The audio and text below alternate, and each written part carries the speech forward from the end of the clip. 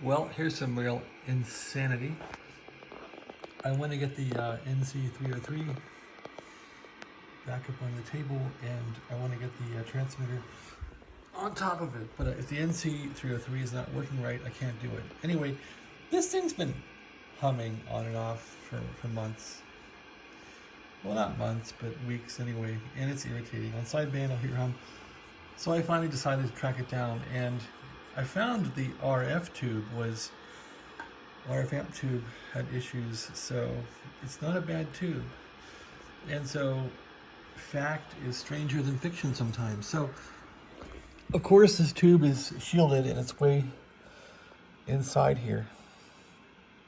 But what I found is the ground for the heater on pin 4 is grounded to a screw that holds the tube socket in. I tried to tighten the screw and it just won't ground.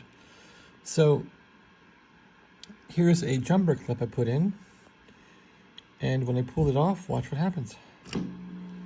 So the heater will kind of go nuts, and it'll ground through whatever it can find. So I'm just gonna put a better ground in and call it a day. But that's just an example to you of how insane this stuff can be with these old boat anchors.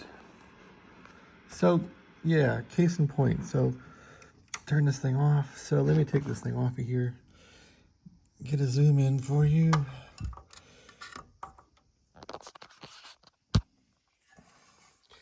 I'm always afraid of getting shocked. So yeah, on this thing, I did kind of go wild yesterday and pepper it full of capacitors. I thought, oh, it's got hum coming in from the B+, and it probably didn't. It probably has less hum now than the B+ if it ever had, but I'm not going to pull those out. And anyway, you can see pin 3 with a thick wire coming in. I'm thinking that's the heater on pin 3. Pin 4 is a ground wire, and it goes to that terminal.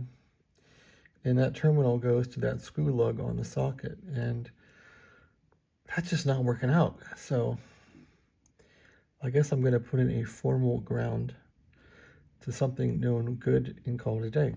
Okay, that's my little lecture on boat anchors. This again is the NC303. But this can happen on any radio, even though you think the tube is grounded and it has a ground lug on a bolt or nut. You can see that it doesn't ground. So carry on, people. Thanks for watching.